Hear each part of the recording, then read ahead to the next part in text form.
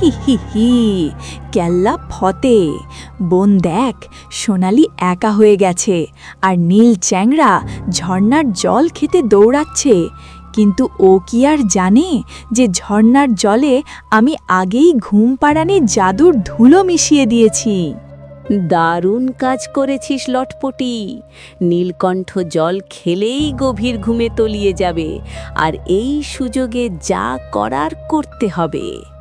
নীলকণ্ঠ ঝর্ণার কাছে গিয়ে অঞ্জলি ভরে জল খাচ্ছে। শান্তি। মনে হচ্ছে গলাটা একটু পরিষ্কার হয়েছে। দিদি, আমার মনে হয় আমি এখন ঠিক বলতে বলতেই নীলকণ্ঠের চোখ জড়িয়ে আসে এবং সে ঝর্ণার পাড়েই ধপাস করে শুয়ে পড়ে, নাক ডাকতে শুরু করে। নীলকণ্ঠ, এ কি?